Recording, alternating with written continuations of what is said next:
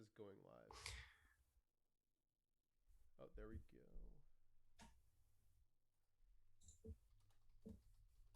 There we go.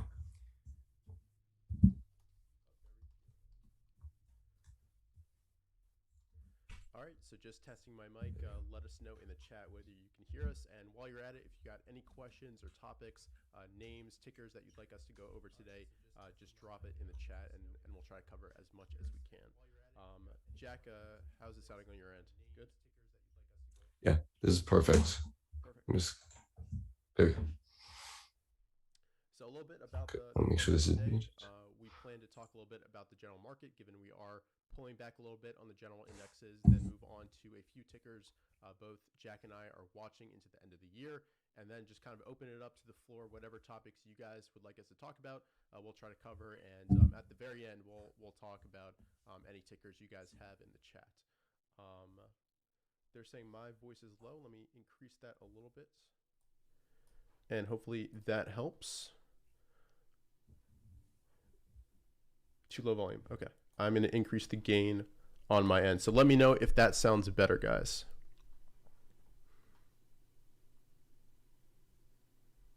Yeah, it's because I'm going through my broadcaster software for this while Jack, you're through Zoom. You want me to lower my gain a little bit? No, it's all good to go. So Jack, do you want to kind of share your screen and we'll just bring up a chart of, what do you say, the cues to start things off? Yeah. Perfect. So here's just my general take on the cues, and let me know if you think the same or differently. Sure. And we were just kind of talking about this. Obviously, in the short to immediate, trend is down, and we were talking about how this looks just like a base and break from Oliver's book, and it obviously went lower. Friday was a good close, obviously, and so any strength though with underneath declining moving averages, it's got to be suspect. I mean, it has to be suspect in my book. It's got that topping look to it. And I'll be honest, if you take out this last candle, I would have said it's breaking the neckline and we're gonna maybe come back down and retest this area right here. But Friday was strong, so it's the only thing that gives me a little pause that we may be in for one more lower high before maybe that potentially happens. Yeah, I'm with you. What are you thinking? Yeah, we pulled back right to that area of support that you're talking about. And kind of my take is Friday was basically potentially day one of a rally. But given the amount of distribution we saw the previous 4 days where we're dropping on high volume, not much support, like you said, Friday is a little bit suspect. It has to prove itself a little bit more. And if you go over a weekly chart quickly, this just looks a lot more like the start of a base. You did have a decent rally Friday, which kind of saved the weekly bar from being as bad as it could be. But look at the distribution the last 3 weeks. Obviously, you do have a good move up 2 weeks ago, but I think it still has to prove itself a little bit. And I'm being pretty careful at this moment. But in general, there are some stocks under the surface that are holding up pretty well. Some growth names that I'll talk about, and also some oil and gas, which Jack, you've been watching as well. So there's plenty to watch for in terms of relative strength, and that's really my general outlook right now. Is a little bit wait and see. I'll look for stocks that are being supported by institutions at this point. And in terms of relative strength, what I'm looking for is holding up much better than market. So holding the 21 EMA when the general market is in a decline, holding the prior week's low. All those different factors suggest that they're being supported a lot more than the QQQ, which looks pretty weak and looks to me like a little bit the left side of a base. So, Jack, I'm curious to know kind of what is your general routine when we go into kind of a pullback mode and maybe in more of a corrective state where breakouts might not work as well, and we are seeing a lot of distribution on the kind of traditional growth leaders. Sure. I just want to point out one more thing. The 200-day moving average is right in this area too. Right. So it gives a little more strength to this if we do come down this way, this 340-ish, 342-ish area. So I just wanted to point that out too. As far as what I do, so I'm looking for relative strength. I like trading growth names, but if an oil and gas stock is acting like a growth name, I don't mind being in those also. Right. So I have so I'll look for that relative strength. If it's there, I don't mind putting some money to work in those areas. I don't mind being in cash a little bit. Right now, I do have some cash, but I am in oil and gas names. I'm in the names that are working because that's what the market's giving us. We don't get to choose, right? We kind of have to take what it gives us. Mm-hmm. So that's where we're at. Yeah, relative strength. How about you? Yeah, so right now I'm actually 100% in cash, and that's not saying that everybody watching this should be 100% in cash. That's kind of my more actively trading mindset at this point. I actually actively traded some stocks on Friday for some quick gains, but I'm being kind of cautious because I'm waiting for nice basis to form and some setups in the growth names and to see if we really kind of move off this rally that we had on Friday. And like Jack said, there is some kind of confluence there with the 200-day lining up with the prior top of that nice consolidation. You have to be open to any possibility and be ready, basically. So next week we could rip, and I could be 100% long on Monday, buying the stocks on my focus list. But we also could undercut Friday's lows and then might pull back all the way to that 200-day moving average.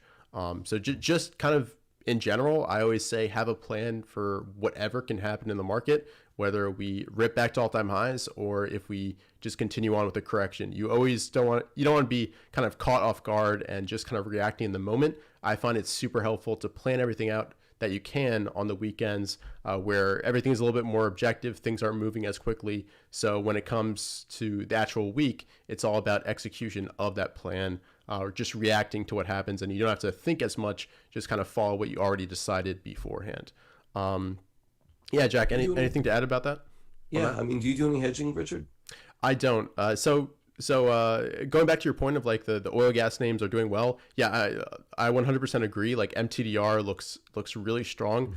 Mm-hmm. I'm not great at following that rotation into those type of names. I remember trying to do that with the transport names and just getting kind of chopped up. So I'm not great at that. Hedging, I don't do too much either. It's obviously something I can work on going forward, and I'll be looking to learn about that. Have you hedged at all during this pullback? Yeah, so I don't particularly like hedging for, the purpose of hedging is obviously is to stay in positions longer, right? And make your portfolio neutral for lack of a better term. But I don't like to do that. I don't mind being long and short at the same time. Yeah. And sometimes it acts like a hedge without me trying to do that. Mm-hmm. But I was short SQQQ for a while because I didn't like the way technology looked, but I was long oil and gas names. Mm-hmm. I don't have that short on anymore. I should have kept it longer, obviously. But yeah, so I don't mind being long and short at the same time if one sector is showing the relative weakness and one is showing strength. Right. But I wouldn't consider that a hedge per se. Makes sense. And what kind of position sizing are you looking for with your short? Are you just kind of equaling your longs, or are you just treating it as its own position within your portfolio? So I'll usually do inverse ETF, usually one of those triple weighted ones like SQQQ is probably the most common one I use. And I'll use not quite a full position because it's triple leverage. And for me, a position size nowadays is about 10% or so. Mm-hmm. So I may do 7% or somewhere in that range. But I may have a bunch of cash, may have some longs, may have that. So it does create almost, if things don't go right, a neutral situation for me a lot of times. Gotcha. And could you quickly go over to the IWO, the small cap growth? Because this to me looks like it's actually showing relative strength a little bit compared to the QQQ. Obviously, it wasn't at all-time highs and trending, but it held up better. And well, maybe it didn't retake Thursday's high on Friday. I wasn't quite sure, but it's pulling back right to that moving average. And if small caps can kind of lead, because we've seen a lot of large caps working well, I think that'd actually be pretty good for a lot of growth stock leaders. Yeah. Look where it stopped too on Friday, right at the 200-day. Yep. Amazing, absolutely. Right? Yeah. I mean, that was kind of trapped between these moving averages too, longer term and shorter term moving averages. So it should be interesting to see how that all shakes out, which way it cuts. Absolutely. I think I say it every week in my stock market outlook. Like next week will bring more clarity. Next week will bring more clarity. Oh, and by the way, if somebody could paste Jack's YouTube channel in the comments or in the chat here, definitely go ahead and subscribe. He posts really consistently every single week, just like I do. Really, really great follow and part of my weekend routine to watch his stock market analysis and also his stocks he's watching. So definitely go ahead and subscribe to Jack. Once this is up, I'll have your channel linked down below in the description as well. Cool. Appreciate that. Cool. Why don't we say we get into some names that you're watching? So do you want to talk? Yeah, go ahead. Okay. Yeah, so there's been some great names out there. Some I'm in already. Actually, yeah, I'm in one of these already.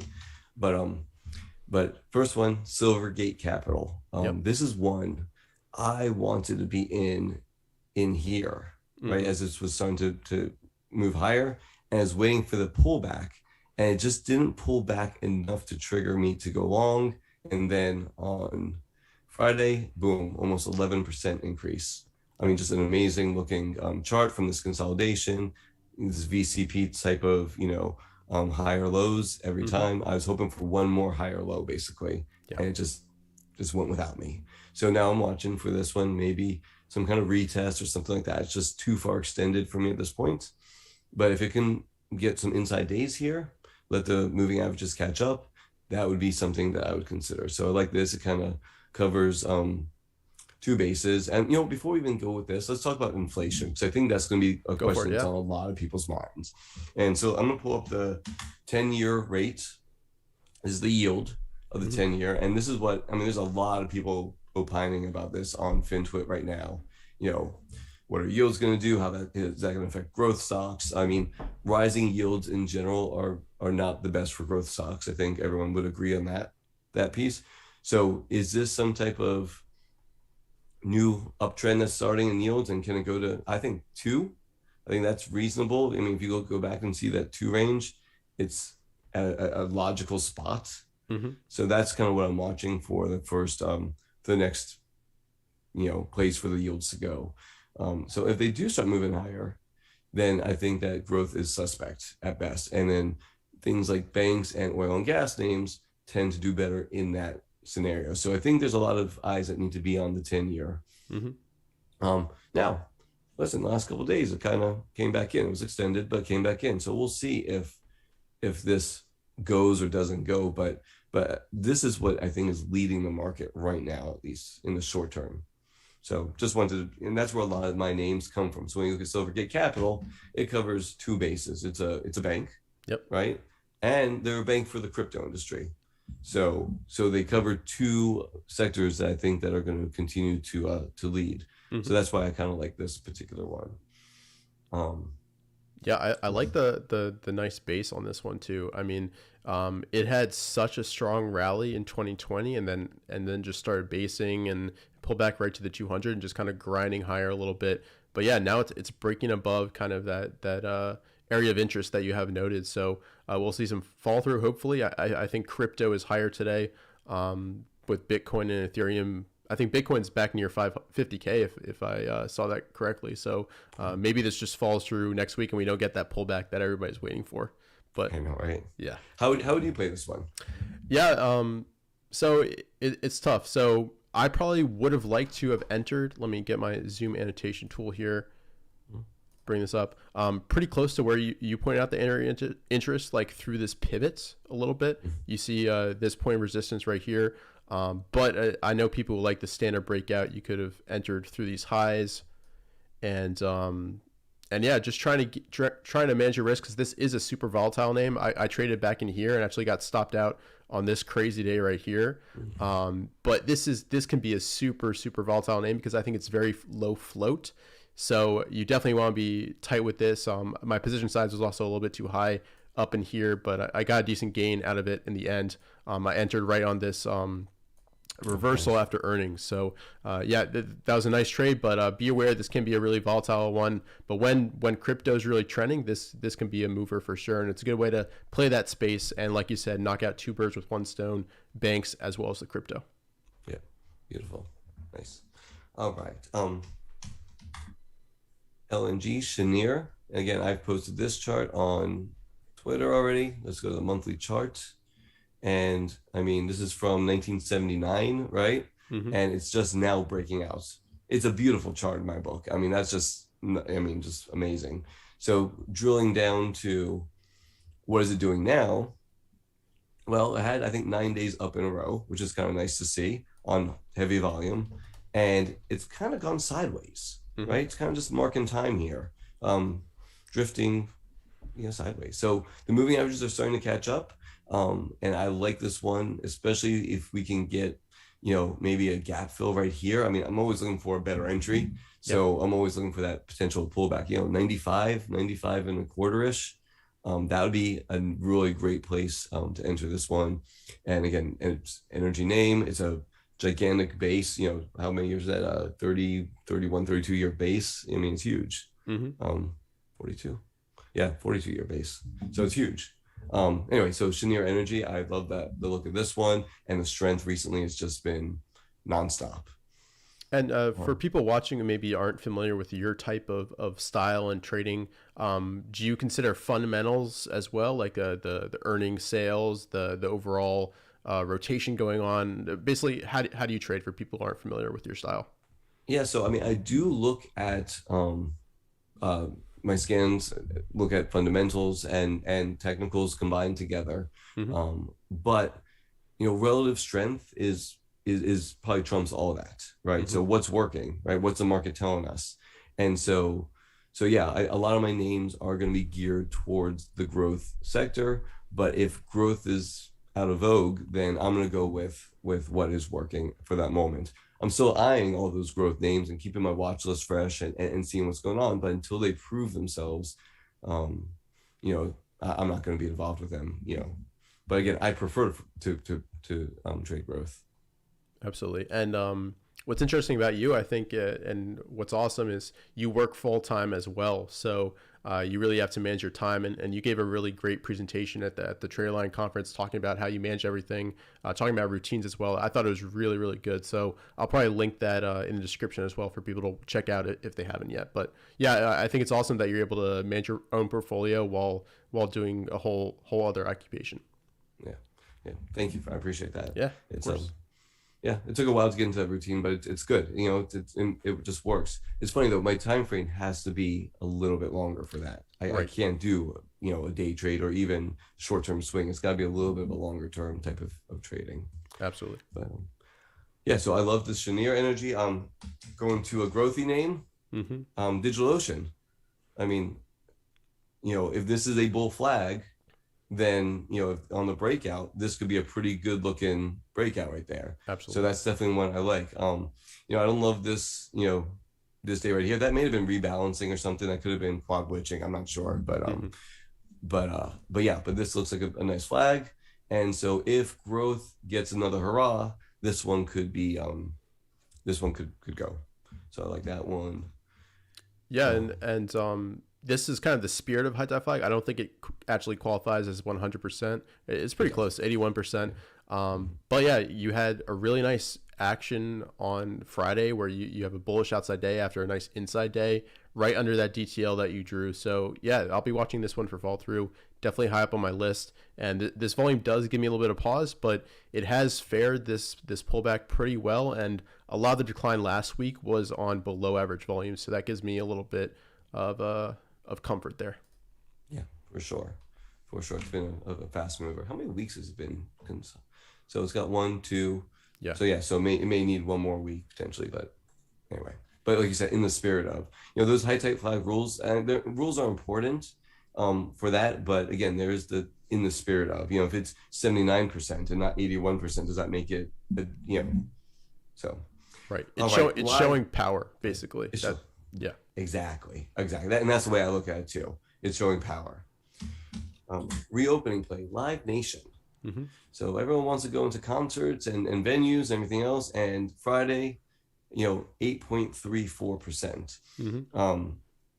Up day, breakout on volume. I mean, that's literally textbook, double bottom, look to it, as good as it gets. The problem with something like this is it's extended again, right? So, where's your risk management? Either you take a really small position to have a wider stop loss, or you have to wait for it to maybe, again, make some inside days or a drift on lighter volume back a little bit and let the moving averages catch up or something of that nature. So that's kind of what I'm watching for this one. Again, it's a great up day, amazing volume, and good chance it's going to go higher again on Monday, because with this type of momentum, behind it. So, but definitely what I'm watching, I think should be on everyone's watch list, if nothing else. Yeah, that's a nice looking base. And we've got a question here that I thought was pretty good. Given your kind of time frame, what kind of time frames on a chart are you looking at? Daily, weekly only, or are you looking even longer term, like on some monthlies as well? Yeah, I mean, I like to look on monthlies as well. I'll definitely daily. That's my go-to time frame. I'll check out weeklies and I'll look at monthlies like the Cheniere Energy, LNG. I mean, I'll zoom out, and zoom out again just to see, where was that point of importance in the past. So I think that gives a lot of information, even if it was, 10 years ago. You know what I'm saying? That was a point where things happen. So I'm going to take notice of that area. May mean nothing, or it could be something of importance. We don't know until after the fact. Absolutely. But yeah, so I think a reopening play is good. And a little aside here on COVID and all that. If you think about it, we have vaccines for preventative, we have testing, and we have good treatments for COVID now through the Regeneron stuff and the Merck pill that's supposed to come out pretty soon. At this point, people are going to be like, okay, well, now we can manage COVID and get on with our lives. And I think that the reopening plays is what, we're seeing that in the charts where people are like, okay, let's just move on with our lives. We'll deal with it when and if it happens. And we have the tools to do it. So Live Nation looks pretty good. And I got a couple fertilizer names. Oh, let's see it. Yeah. Here's my NTR. I own this one. A nice breakout on Friday. Good volume on it, and I guess fertilizer is the new computer software name. So it looks pretty good here. Nice little base, we'll call it, whatever you want to call this, and then boom, move higher. And I think that's all-time highs. Yeah, that's all-time highs. Nice. So nothing wrong with that, and nice accumulation in here too. So I kind of like that. And its brother, CF. This is probably the one I should have been in because that was up 9% on Friday. Again, great accumulation. So whatever's happening in fertilizer right now, it seems to be and has been a pretty hot, sector or industry or whatever you want to call it. So yeah, both of those NTRCF, just incredible strength. I mean, if you look at it, it consolidated for 4 days, didn't even let the 9-day, that's my 9-day, catch up and just shot up again. Incredible strength in this one. It's hard to ignore. Why be in a name that's kind of just chopping around when you could try to be in something like this? Right. It makes sense to me. And that's huge volume of the right hand side. That's super impressive. Yeah, and it wasn't earnings, it wasn't ex dividend, it wasn't anything that I know of. So again, and nobody's selling, right? Nobody's selling. It's great. And my last one, an oil and gas name, is Sandbridge Energy. Again, incredible strength in this one. Just keeps moving higher, riding up the 9-day for the most part. Lots of accumulation volume going on as it's riding up here. So it looks pretty good. It's consolidated the last week or so. So if we get any more consolidation, and this isn't too bad right where it's at. It's a little bit extended for me, but again, it's maybe a smaller position for a wider stop loss. And so those were the best. We wanted to keep it to only about, we said 5 or 6 names. Yeah. And so, so we take a lot of people's requests from YouTube. So, but those were the ones that really intrigued me coming into this week. How about you? What do you got? Yeah, perfect. I've got a few to go over, but before we do, I want to kind of follow up on your point on COVID. If you could bring up BNTX and Moderna, I think these charts are really telling about what the big money is thinking about this. I don't think that's. I'm sorry. Yeah. MD. mRNA. Oh, yeah. Thank you. Yeah, no problem. There you go. So these were showing so much power, and when the news kind of was, there were hints that we'd have a booster shots, and now they've completely kind of broken their patterns, and they did have that reversal on Friday, but gap downs to me are always suspect. So everything's to me pointing a little bit like these vaccines aren't or won't be as, as completely necessary as possible. It's BNTX. Yeah. Yeah. Um, so yeah, Yeah. hopefully we can move past all this. That would be awesome. So let me go ahead and share my charts. Let's get that up there. Let me know when you can see that, Jack. Yeah, I see it right now. You're good. And just to start things off, because you were talking a lot about the reopening plays, I think Uber and Lyft are pretty interesting in that space just because there's going to be all that social mobility. And about 8 days, 10 days or so ago, we had the highest volume ever, or in the last 12 months on Uber. And since then, it showed a lot of relative strength. You can see that basically trend in this line here. And yeah, this is looking pretty good and held up well late last week. Just pulled back into the 10-day on declining volume and is back at this pretty significant level. Jack, you like to go back in time. So there's that key level right at its IPO, which, yeah, seems to be pretty important. And it was kind of nasty or choppy here. So hopefully we get a nice trend after this move up. But this is one I'm always watching. And I'm always keying in on this kind of highest volume in the past 12 months. I think that's really, really important. So as Uber, So, yeah, go ahead. so how do you play a name like this with maybe some prior history of a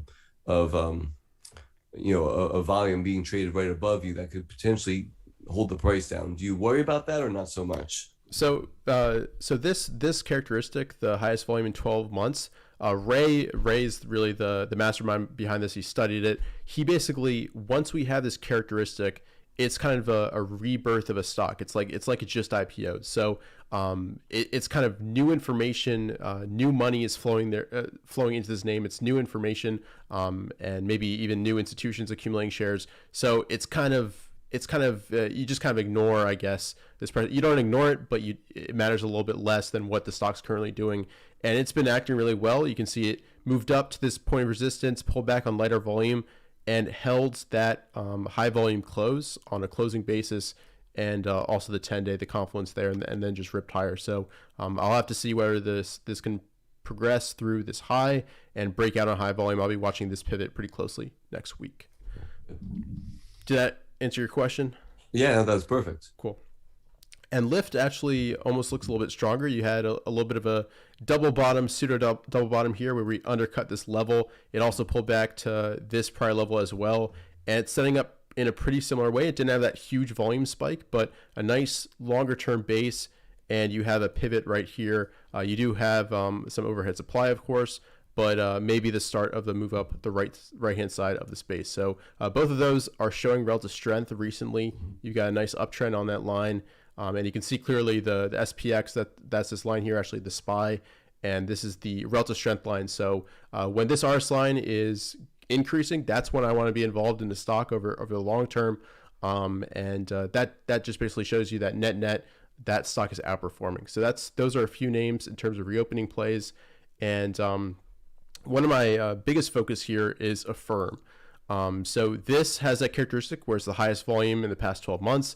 This is within its nice longer-term institutional due diligence phase, first primary base here.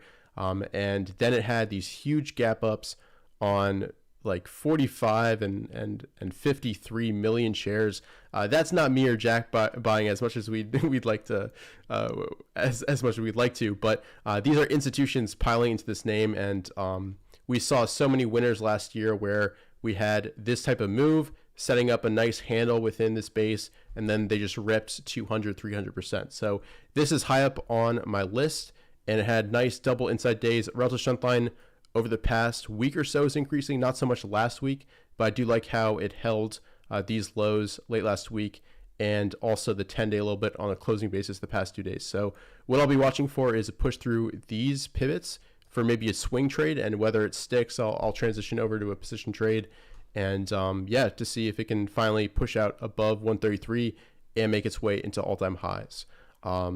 Jack, is this one you're watching at all, or is this not really super high up on that focus list? Yeah, I mean, I'm watching it because of the strength and the gaps, and so it's interesting to me. But if growth is going to get hit, I'm not sure if it's got to prove itself to me. Right. For this particular one, and it's one of those names that it has a lot of momentum right now, which I love. Hmm. And it's funny because I was on a website. I was buying a new computer recently, and I was on a website, and it said, "Oh, buy now, pay later with a firm." I'm like, "Oh, Right. look at that!" So it's kind of nice to see that like out there, in a round and about way.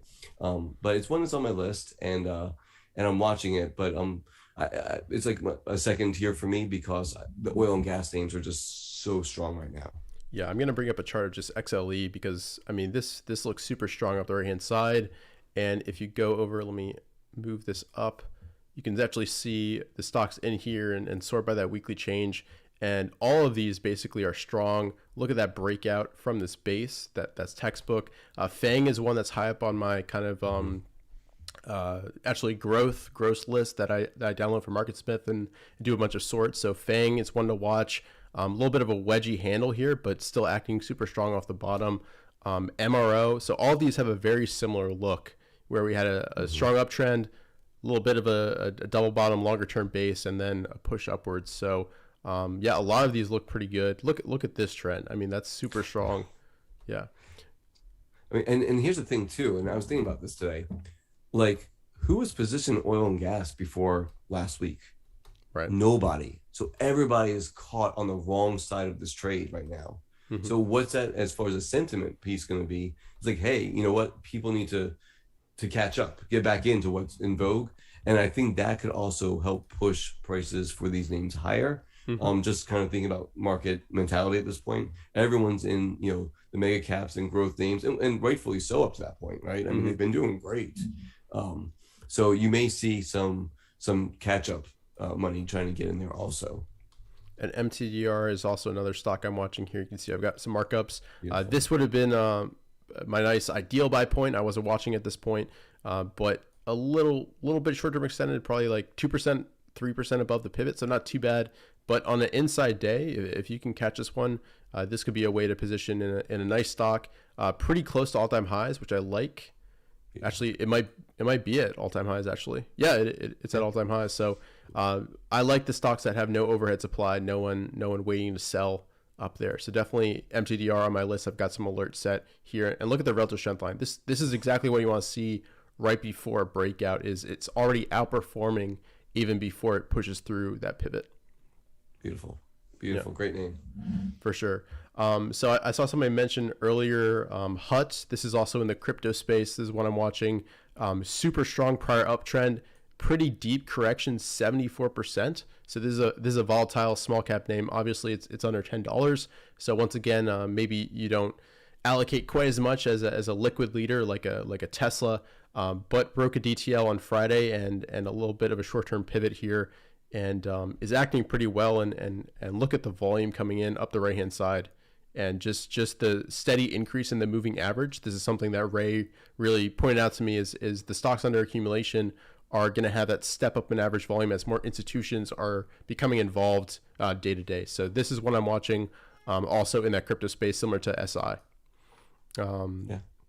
And I also want to bring up Hood because actually it's not quite related, but I don't want to talk about Hood actually. I changed my mind. One IPO I'm watching is WEBR. This is similar to Cook. I believe they make grills, and this was also standing out in terms of relative strength and this was making my RS list pretty much every single day last week. Look at these closing ranges, day after day after day, and then a nice inside day with a pretty good close right below this prior pivot. So it's nice to see an IPO do well given the general market pullback. That shows you there's maybe something special. And IPO bases are pretty powerful for a short-term trade if that's what you're into. So I'll be watching this one pretty closely. Any other IPOs you're watching recently, Jack, or are you sticking to the more mature companies? Right now, more mature companies. It's funny with IPOs. I'm always looking at IPOs, and maybe I'm wrong with this, but I don't mind being with them early on. But there's that. I always feel like in that 6 to 9 month period, once the lockup is done, and then they throw a secondary out there, and I've got burned like a couple times on that. Yeah, PLTR. Exactly. Yeah, there's usually this first tradable move, which is the IPO advance phase, but then like you said, there's going to be some type of large base, which it's perfectly fine until you wait until it really matures as a company and gets rid of that lockup phase. So I'm completely with you there. Yeah, Palantir was one that I was so high on a week and a half ago or so. It was breaking out of that consolidation, and then Yeah, it just rolled right back over. Yeah. So Yeah, this is a little bit worrisome is for growth stocks in general, seeing these prior leaders that had been doing pretty well break those moving averages, and if they don't just kind of whip back, they might need a longer term basing period. And I've got my potential leaders list and sorting at the bottom here.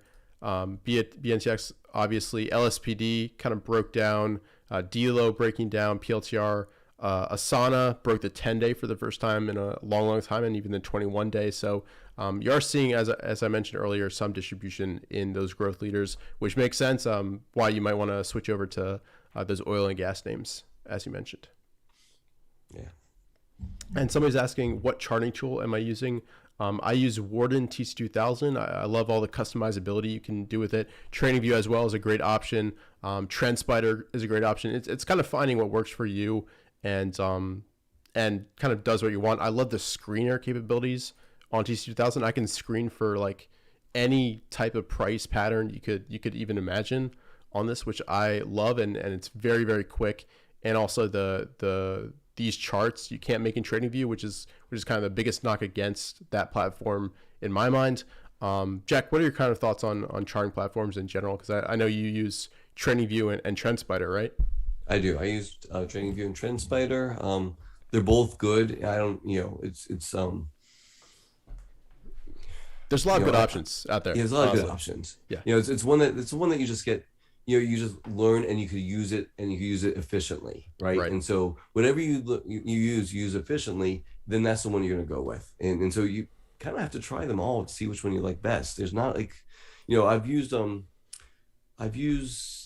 Worden. I think like when I first started, I was using Worden, but I didn't use it for the screener. I kind of like how you do all the screeners in there. That's kind of neat because I like, obviously I like screening stuff. That's really nice feature for that. But I tend to use TradingView for, I would say 90+% of my charting. Just what I'm comfortable with. Yeah. Do what works for you. And TC2000 is what I started out with, so it kind of makes sense that I'm sticking with it. And you mentioned DDOG earlier, which it's definitely worth bringing up that chart. Just holding that 21 EMA pretty much. You've got two closes here, but no huge selling volume, which I think is great. And I love this longer term base that it's just starting to move out of. I mean, this kind of looks like TDD has had a monster move since its IPO, and this looks like it could just kind of grind higher, like TTD eventually did. So yeah, definitely want to watch going forward. And another one where go ahead. It's holding the VWAP from the gap. I was about to say. Yeah, let's put that on.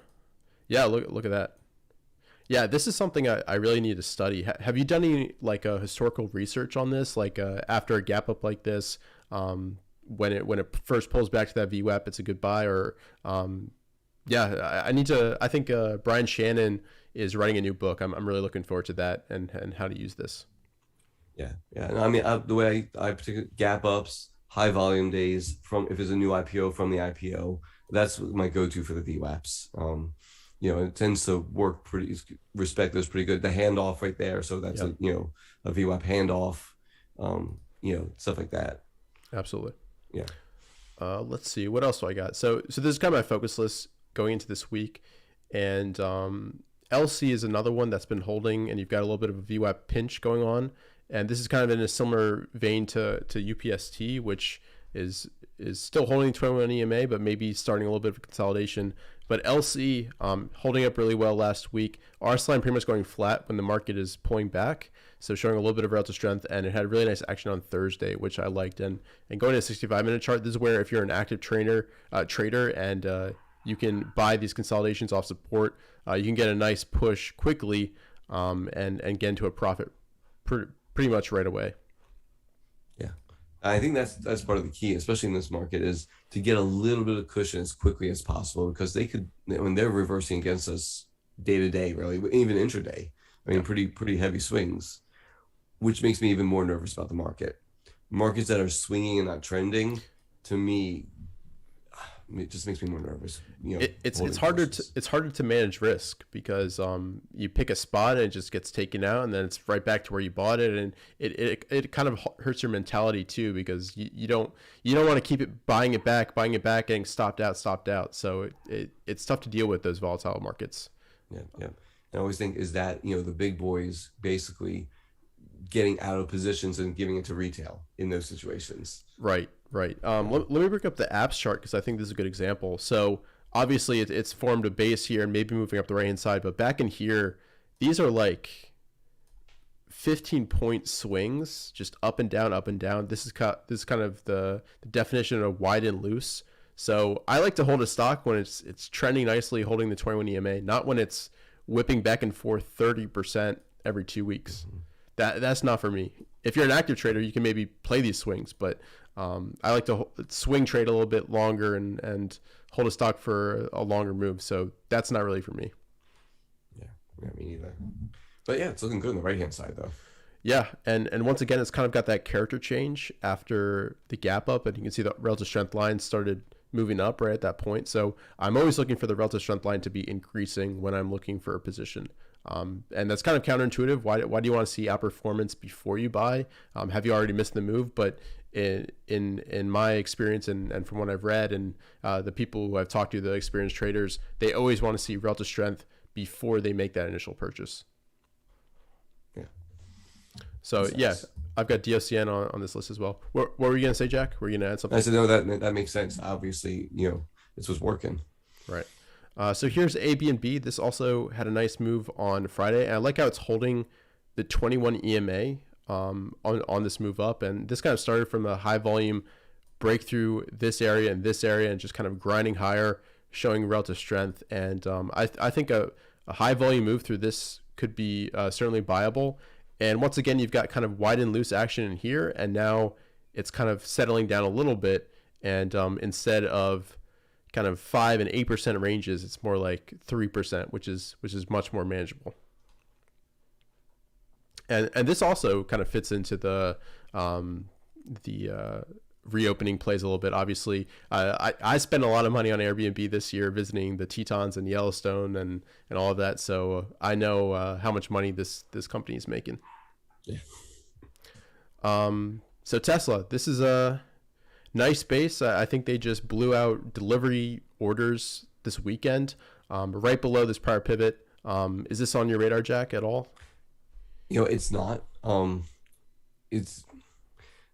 sure it could double, right? Yeah. Tesla could definitely double from here, but I tend to like names that are maybe in the, $10 to $15 up to $200. Gotcha. In that, because I'm looking for, so I watch Tesla more as an indicator than I do to trade it. Mm-hmm. If Tesla's breaking out and doing well, I think the market's pretty healthy for growth, and I think my positions will probably do well.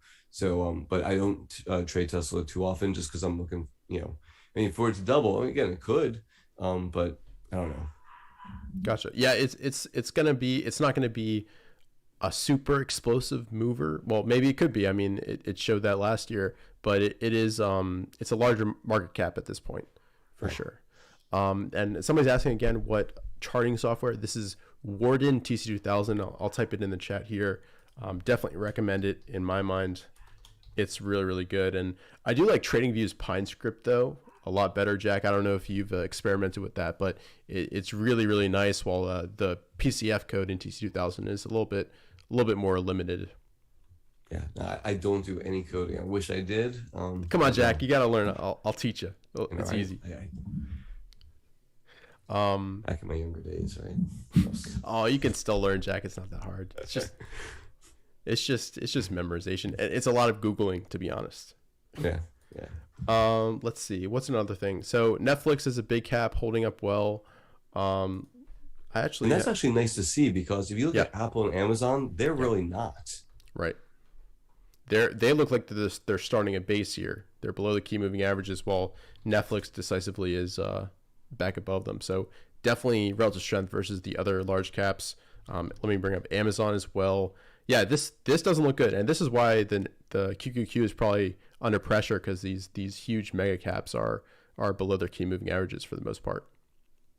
Yeah, yeah, it looks rough. The black line is that 200 day? Yeah, Yeah, 200 day. that's the 200 day. So I'm rocking the Okay, 200 day. The 10-day simple is in green. The 50-day is the blue line, and then this is the 21 EMA, the okay. pink line. Yeah, so Amazon below the 200 day. I mean, that's not a good look. Yeah, and I and you just cut yeah. and you had a failed breakout, Hmm. from a nice long term base. I think Apple had the same thing, where we are back below that pivot. Yeah, not a Hmm. great look. But if these start to rally, I mean, that'll push the overall market up once For again. sure, for sure. And remember, things. I mean, I mean, things can go straight down and straight up, but chances are you're gonna get a couple of drops, and then you're gonna get this rally that's gonna maybe suck you back in. Then potentially could drop again. And it's funny because after the COVID drop, Hmm. a year and a half ago, everyone, including me, was waiting for that double bottom, Hmm. right? And waiting for it to roll back over, right? And it just didn't. So sometimes it doesn't. Now I do think we're in a different market than them, because we had the huge pullback and a lot of money came flooding into the market. Hmm. So we'll see if you know same type of situation happens or not this time. But it's going to be it's yeah, it just doesn't look good. Yeah, But I drew that same kind of area of interest here, and it's also a confluence with this view app, which I thought was interesting as well. yeah, I mean, it's holding. Listen, it could hold. We don't know, Yeah. right? It could hold. Government could pull something out, but there's just so much going on, with stuff. Yeah. China worries as well. So Yeah, there's a lot going I, on. yeah. I hate to get too much into the news because I really don't let that into my chart. The price tells me the news for the Yeah. most part. But there's a lot of stuff going on right now, so it should be interesting. Yeah. I'm kind of the same mind. Like, the price kind of tells you what the biggest money managers are thinking about the news. What do they actually, what are they doing with their money in response to the news? That matters a lot more to me than, um, I guess, what people's opinions on Twitter. This is going to crash the market. Nothing's as extreme as it seems. Is kind of what I've learned. Right. Listen, the Bears are gonna be right one day. Maybe tomorrow. We don't know, right? The Bears are gonna be right, and the Bulls are gonna be right at some point too. And it's gonna be, figuring out. But these money managers, they spend millions and millions of dollars on this research, and they know people on the ground and so on and so forth. So they what they're doing is probably gonna be pretty close to what's happening. 100%. And there's a question here, for both of us.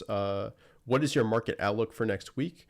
For me, like I said before, the QQQ and everything, potential day one rally here on Friday, but it has to fall through. I don't like the look of the weekly chart where you've got, a pretty okay closing range, about a 30% up here, but very high volume. So we have to fall through from this day. And if we undercut these lows, we could be looking at a longer term correction, but we are coming up on a bunch of potential areas of support here that are holding. But like Jack highlighted earlier, we've got the confluence of the 200-day with the top of these prior bases. So if we do undercut that low, this could be an area of interest. So my kind of current view is market in pullback mode, and I'm kind of in wait and see. Jack, what's kind of your thoughts on your general market outlook? Yeah, I mean, what I think is probably some type of rally to start the week, if I had to guess.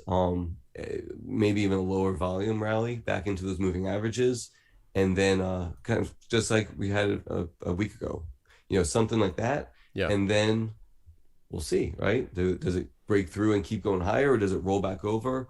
I mean, with declining moving averages and the way the market looks, if was a betting person, I'd bet on a rollover versus a break higher. But we don't know. But yeah, I think a low volume pullback into the moving averages. Yeah. I'm sorry, move higher to the moving Right. averages. Right.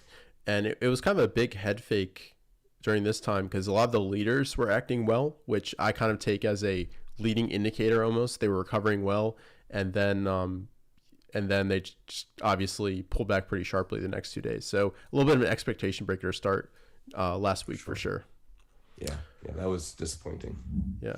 Let's see. There's no other names that I want that I'm super excited to talk about, but maybe we'll open it up to the chat on YouTube. Let us know kind of what topics you'd like us to talk about. Also, any tickers you'd like us to go over.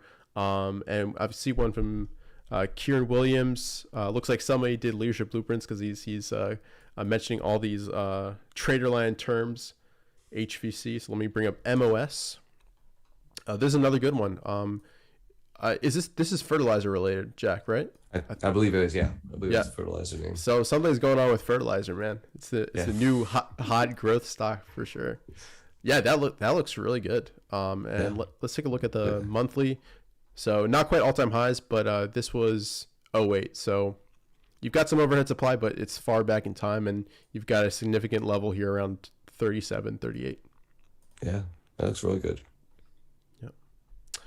Yeah. All right, let's see.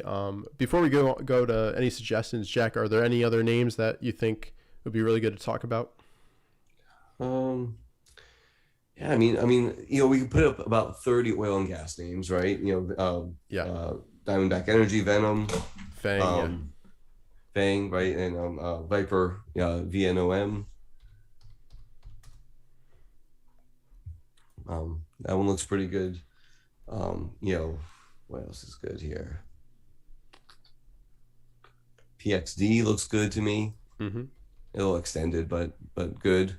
Yep, absolutely. Yeah, I mean, so we could do a ton of those. I'm trying to think if there's any Warner Music Group for a newer IPO. I guess the IPO WMG. That's one that looks kind of neat. In the IPO recently, yeah, fairly recently. Yeah, what is that? June 2020. It looks like. Yeah, that's 2020. Yeah, that's acting well. Yeah, Okay. this is the right one. Yeah, WMG. Yeah, WMG, Warner Music Group. That was kind of a neat looking one. That's not what we've been talking about. And it's been acting really well. Good volume. So, yeah. And Seattle Generic, or actually they changed the name. SGen though, SGEN. SGen. Yep, breaking above this pivot. Yeah. So there were some other names, not what we were really talking about outside the oil and gas and bank. Absolutely. Let's see. We've got some suggestions here. LSPD, we talked about a little bit. For me, I mean, this was acting really well. This was a leader in my mind, but you had obviously, I think, a short report after some negative price action. For me, the 21 EMA, this pink line, is kind of my line in the sand. So after it didn't hold these lows, and I most likely would have gone stop down this day. But to me, it just looks like it needs a lot of time building a base. So even though it was up Friday, to me, that's not showing relative strength yet, because it's just in a kind of vertical. It's kind of a falling knife in my mind. So it could work. It could just rip higher, but that wouldn't be kind of natural. It just looks like the left side of the base to me, and maybe it pulls back to the top of the base or around 89 and starts to build something, but not really high up on my list of things to buy at this point. Needs time. Yeah. Needs a lot of time. Yeah, you said that very succinctly. Open. So looks like this was maybe a SPAC that rip. So there's a lot of stocks like this where they had a huge rip and then declined 65%. So I do like the highest volume since the basically announcement, looks like. So maybe a little bit of a change in character, but yeah, it's setting up below the 200-day and the pivot here. So if it can push through that level on volume and try to break out above 22, that could be the start of something, but not super high up on my radar just because there's a lot of overhead supply here. People waiting to sell when they get back to break even. What are your thoughts, Jack? Yeah, I mean, I do like that the way it's setting up right now, but could it get back up there? It could be. It's a right side of a base. I do like the reset on the volume. That makes me happy. But yeah, I mean, I think it's a nice place to manage risk against. If it breaks above that 200-day, then you have a place to manage risk against, and it's a trade. Absolutely. I see Dennis in the chat. How's it going, man? LTHM is that looks nice. I like this gentle pullback to the 50-day, 10-week area, right near the top of this prior base, right below this pivot. So yeah, I like the look of this. Bullish outside day on Friday, or bullish outside day, retaking the 50. Potential not quite power through because it's already broken through the 50, I believe. But Dennis, I know you like a push through all those levels at once. So yeah, I'll actually set alert right at the 21 EMA and see if it pushes through. I think it's a lithium name, right? Yeah. Lithium. Yeah. So it's in the right sector too, because I mean that's huge growth coming up. And can you talk a little bit, Jack, maybe about how you track rotation and kind of keep track of that? I know you look at a ton of different ETFs, and I can let you share your screen again if you want. I mean, I'll be honest. I use more recently. I've been using my screeners to track the rotation Gotcha. because I'll look at industries that are showing up, and if if I see a ton of oil and gas names, or sometimes you'll see the reset where nothing comes up on my screeners. Like it only happens every so often, but it's zero. And then after that, what repopulates it is a completely different sectors. Mm-hmm. Well, that's a take notice day, right? And so I've been using a lot of that. Then I'll start digging into the ETFs and seeing what's really going on in them and the holdings of them and so on and so forth, as well as the names on the screener itself that are popping up, because they, I kind of built them to show relative strength in a lot of ways. So it's kind of doing the work for me. Mm-hmm. Absolutely. Yeah, I like that kind of top-down approach. That's cool. Well, actually, I guess you're going stocks to groups, so that's not quite top-down, but Yeah, I used to do yeah. on the article I wrote for the Trader Lion a few years ago. Mm-hmm. I was doing a lot of top-down, starting with indexes, going to sectors, and so on and so forth. And it just took hours and hours and hours to do that.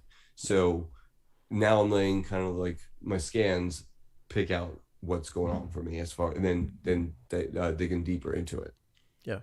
Do you actually want to bring up kind of your favorite scans and talk through how you use FinViz? Because I think that'd be really interesting. And if you need a little bit of time, I can take some questions while you're doing that. Yeah, no problem. You want to set screen sharing for me?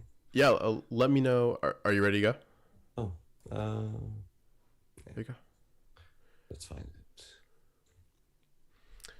Yeah, that's fine. All good. Let's see. Not seeing any super pressing questions. Sean likes your jet fuel scan. Yeah, yeah, that one's been pretty good. I found some good gems on there, but again, it's got to be a lighter position, because if they move against you, Yeah. they can move against you very, very quickly. Arch Coal, and we haven't even talked about dirty energy coal names, but they've been on fire too. I think that ARLP name, that is one. I don't know if I brought that one up or not, but ARLP and Arch Coal, those are just unbelievably hot names right now. Mm-hmm. Let me see if I can. Let's see what we got here. Let's see. And I'm gonna go ahead and paste your channel in the chat. There we go.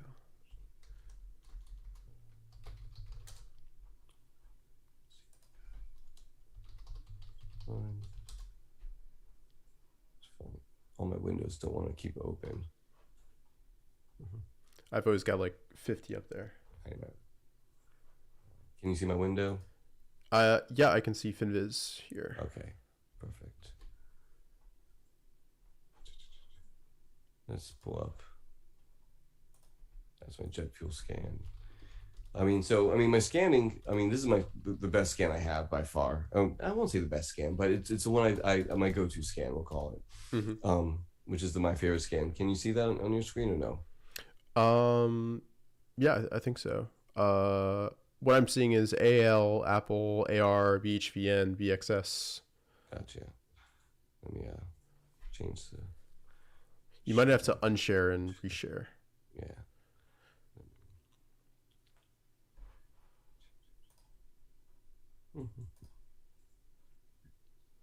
Sorry for that. I don't know if we'll take a question or two, and then we'll. No worries. Yeah. We've got a question here. Does anyone know how to scan for high type flag using FinViz? Jack, have you been able to figure that out? I don't know if that's available in their kind of parameters. Yeah, so I've been trying to work on that, and it's been a challenge. Mm-hmm. I have not found a good way to do it on FinViz yet. Mm-hmm. I wish I did. It's been tough. I've worked on a few of them, and it's just not good enough. Mm-hmm. Not good enough. All right, so we're back on here. This is my updated favorite scan. Mm-hmm. The two two changes I've made is price over $10 and IPO in the last 5 years, just to extend that out a little bit. Again, names, there's your Airbnb on there, there's your Lyft, there's Datadog, right? DOCN is on there. CHX is a pretty good looking name. They're oil and gas, but they really do the services behind the oil and gas industry. Kind of interesting. There's your Silvergate on there. So it really returns a lot of names that are leading the market in general. And I always sort it by volume, right? So this has really been very helpful in decreasing my time spent in front of the screens as far as top down versus bottoms up. I have another one, I call it my Alpha Scan, that does institutional accumulation. That one I've been pretty happy with the results in that one too. So so those are my two big scans. And that's, any questions on the scans from anybody? Let's see. No, there's people talking about it, but I don't see any questions just yet. But as much as you can save yourself time, I mean, the goal is not to be stuck behind the screens, as you've mentioned before a whole bunch of times. So as quick as you can do your routine and come up with great ideas, the better in my mind. For sure. And again, you see trends. I mean, sometimes I'll just sort this by industry and boom. So you can see exactly what's going on on this one. And on the Alpha Scan, that's the one that I really use to see where's money flowing into. And if you can find where that gives me the rotation that I'm looking for. And it's been all oil and gas names and some banks, for the last 2 weeks, basically. Yeah. Upwork is an interesting one because that's been basing for quite a while, and both also Fiverr kind of had some new life to it. So that one's interesting.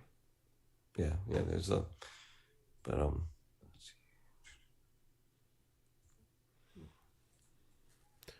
so that's that. I mean, it tries to, again, just keep the back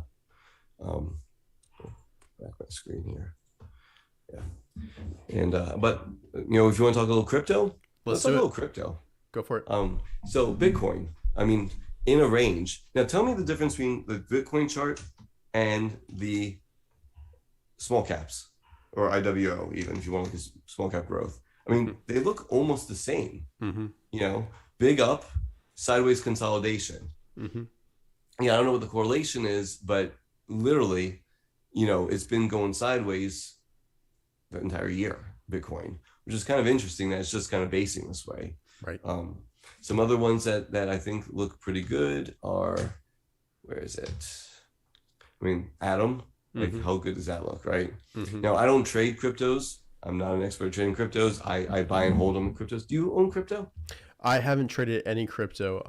I've done some GBTC and ETH, so kind of doing the trust, but I haven't directly traded. I honestly should. I don't really have an excuse. There's been incredible opportunities, but it just hasn't been on my focus this year. But I've definitely left a lot of money on the table. There's been some amazing uptrends. Yeah. So, I mean, so my way that I'm trading crypto, I'm not trading crypto, first off, I'm owning crypto. And so, my thoughts behind this is, if our government's figuring out how to tax it, it's probably here to stay. So with that being said, and I don't want to be an asset that can potentially, go to zero while I sleep, right? It doesn't give me a chance to get out of it. So I think that it's got to be money that you're willing to lose. Potentially, right? I mean, it could go to zero, but I'm just making a basket of crypto for me. Top 15 or 20 non-meme, non-tethered coins by market cap, and I use where is it? There you go. I don't know if you can see this. Yeah, I use coinmarketcap.com.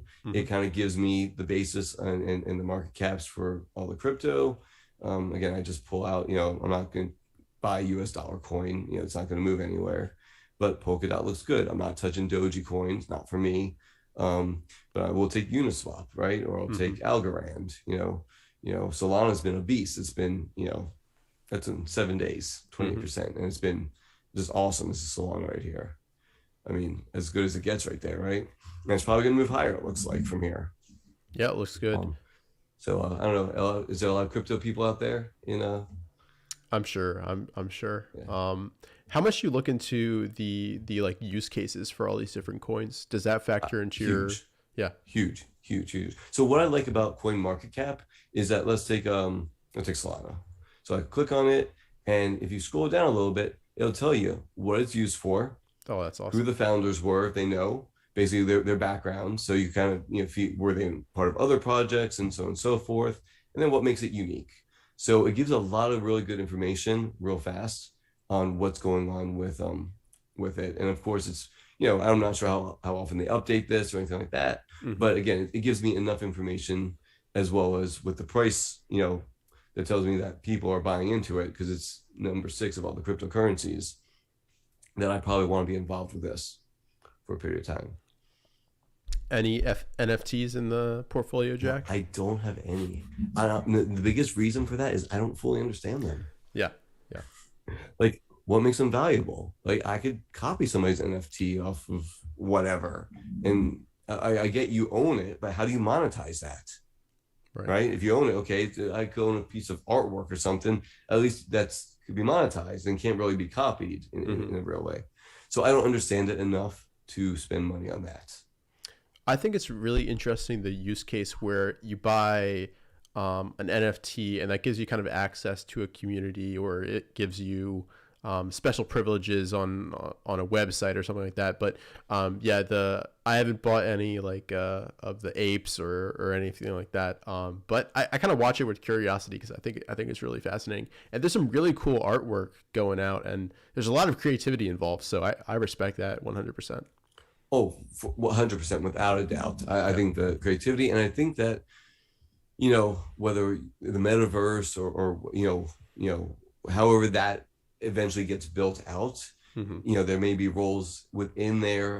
And again, that's a whole different concept, but I Hmm. think there is a huge opportunity that is just now being built out and discovered, and things like Unity software, Yeah. you know, like this is one that I own in a long-term account Hmm. because I think that they are going to, be a huge player in that particular space, Hmm. maybe one of the biggest players. And so I'd like to be involved in this one. So, looking out 5 to 10 years, I expect this to be higher. So again, completely different account, not a trading account, but yeah. How do you break down those different accounts? What's kind of the percent of your total holdings is divided up Okay, into like a trading versus the long-term investing? sure. So the deal I made with my wife is I like is that. That's great. yeah. So I would say we are probably 90% long-term Hmm. account. 90%, whether through a 401k, a 403b, Hmm. IRAs, different entities like that. Long-term accounts that are dollar cost averaged into. And no matter what I do with my trading account, we're going to be able to retire when we want to and how we want to. Right. Um, the other, we'll call it 10%. I don't know the exact percentage, but roughly. Um, I'm buying crypto with it. I'm trading with it. I'm doing whatever I want with it. My wife doesn't ask me many questions about it. I usually, if I'm doing well, I tell her. If I'm not doing well, I don't tell her. Kind of leave several, right? Um, and so that's how we break it down because in the end, trading's volatile, and if, I'm not going to screw up my wife's retirement. Right. And you've also got kids going through college, so I have kids that will be yeah. entering college in less than 2 years, and yeah, exactly. So all that type of stuff, college fund, all that stuff is completely separate. I don't mess around with that stuff, and and that's that. You didn't go all in on NFTs, Jack. I'm disappointed. Yeah, I'm right. disappointed. Exactly. I have 10 apes. Yeah, and that's what's really interesting. Everybody's situation is so different. The bottom line is you want to be involved in how you can, what fits your personality, what fits your risk profile, so you can benefit from the growth and the overall market, and just be involved in this really great opportunity that is the stock market and crypto and all of that. And just be involved as much as you can, because if you look at you're bringing up a monthly chart.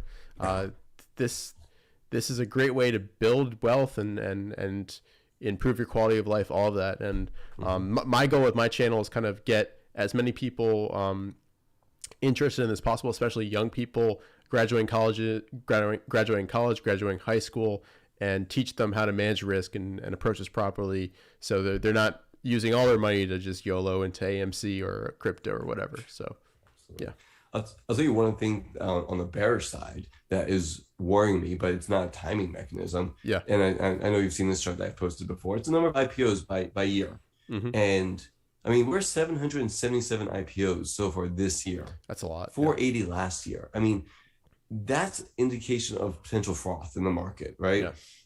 And that's what I look at. I mean, heck, in 2000 there was 397 IPOs, right? 1999 486 IPOs. Right. We're at 777 this year, Mm-hmm. right? In 2007 it was 268. Mm-hmm. I mean, it's unprecedented the number of IPOs that have been entering the market the last few years, right? Mm-hmm. This year and last year. And so if you're looking for a sign of froth, there's that's I think that's as good as it gets right there.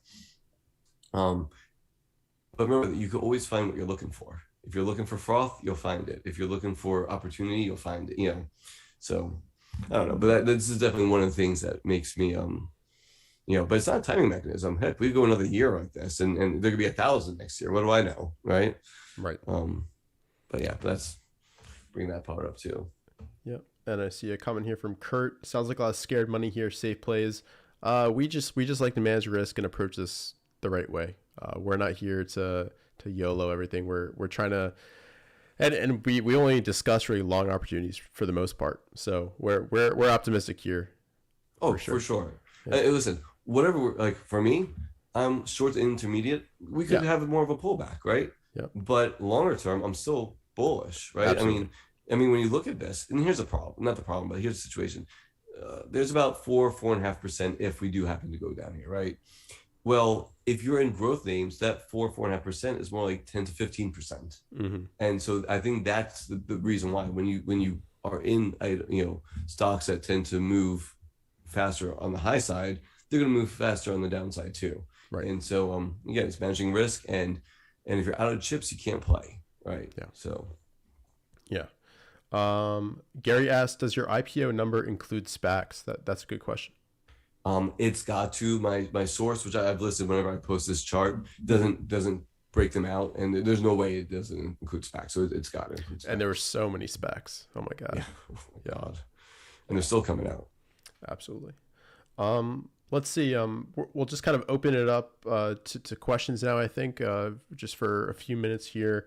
We've got one here from Steven. Richard, can you talk a little bit about how you approach? Oh, let me read it right. Richard, can you talk a little bit about your thought process in deciding whether you approach a trade as a swing trade or a position trade? Well, it's kind of depends on the chart, and my first priority is always managing risk. So a trade can turn around and stop me out easily. But I'm more likely to look for a longer term hold. So a position trade, if it's coming out of a nice mature base, got all those canceling characteristics, and we're also early on in an uptrend.